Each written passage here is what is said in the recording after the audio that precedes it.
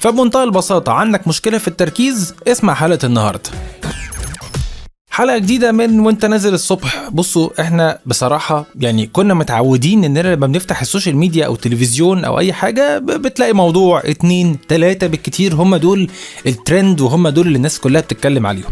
انما دلوقتي انت بتيجي تفتح وتبص تلاقي 10,000 موضوع في نفس الوقت، وبصراحة الاحداث متلاحقة بشكل كبير جدا. وانا ما اضحكش عليكم، انا كمحمد بتشتت بسرعة، بفقد تركيزي بسرعة قوي. وانا عارف ان ناس كتير قوي زيي، يعني حتى لو انت قررت انك خلاص انا هسيب كل ده وهقعد اركز واشتغل وامسك بقى كده الحاجة اللي انا قاعد عليها وبشتغل عليها دي، وحتى لو فكرت تقعد ترفه عن نفسك غصب عنك بتلاقي موضوع منهم بيتسرسب، عارف اللي هو جاي لك كده وبيقول لك تعالى انا هشغلك، انا هسحلك بقى النهارده.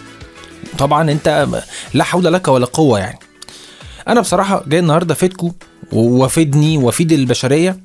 عايز اتكلم معاكم على زياده التركيز. انا بعد تدوير كتير لقيت وصف بصراحه عجبني وخلاني اهدى شويه، هو انه التركيز ده عباره عن عضله، والعضله دي زيها زي باقي العضلات في الجسم.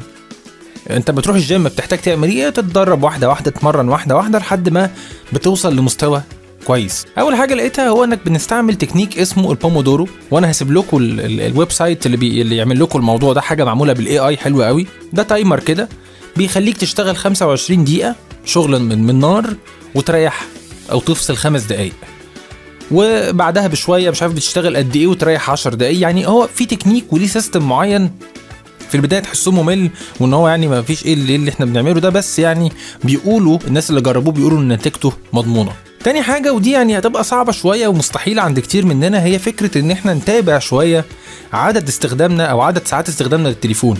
يعني لو نحاول نبعد عن التليفون على قد ما نقدر، او ان احنا نحكم نفسنا في برنامج سوشيال ميديا واحد، اللي هو ايه، انا هسكرول شويه في انستجرام بس مش هخش على الفيسبوك، او العكس. ليه؟ انت بتخلص هنا بتخش على هنا، بتخش على الواتساب، بتخش على تويتر، او بتخش على ايا كان البلاتفورم اللي انت بتروح عليه. فلا، انت تحدد ايه، حاجه واحده تزنق نفسك فيها على اساس اللي هو ايه، تزهق منها، تحس ان خلاص هي ما فيهاش. الحاجه اللي بعد كده ودي نقطه مهمه قوي وبصراحه انا بعملها من بدري، هي التودو ليست. والتودو ليست هنا مش انك تكتب تقول مثلا من الساعه 1 ل 3 هعمل كده، لا مفيش كده، لانك مش شرط من 1 ل 3 تخلص الحاجه اللي انت كنت عايز تخلصها، بس حط عندك 3-4 حاجات في اليوم تبقى يعني تركيزك كله او طاقتك كلها محطوطه في انك تخلص الحاجات دي النهارده. لو انت ما خلصتش الحاجه هتحس بشيء من تأنيب الضمير، وده انا احساس ده بيجيلي كتير قوي على فكره. بحس ان انا قصرت كده في حاجه، في حاجه انا ممكن ادوس على نفسي شويه واقعد اعملها عشان ما نامش وانا عمال افكر في الموضوع ده. فطبعا انت يعني ده احساس، وفي احساس السعاده والفرحه واللي هو انا جامد ومقطع الدنيا وبص وعامل اللي عليا لما بنخلص الحاجات اللي علينا.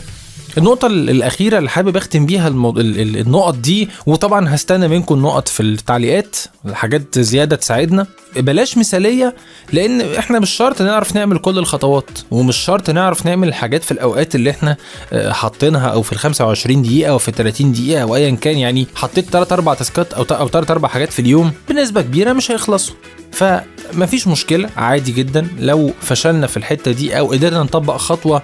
يعني مثلا قدرت تستخدم التكنيك بتاع البومودورو، عادي خلاص تمام. بس ما قدرتش أعمل التودو ليست، خلاص ما توقفش الدنيا أو ما تذبحش نفسك وتقول أنا فشلت أو لا تقفل من الموضوع. لا عادي، ما تقفلش من الموضوع، كمل وابتدي اعمل الخطوات دي تاني. هستنى منكم تقولوا لي حاجات تانية كمان تساعدنا على التركيز. أتمنى أكون قدرت إن أنا أفيدكم في الحلقة دي، وأتمنى لكم يوم جميل وأسبوع أجمل. سلام عليكم.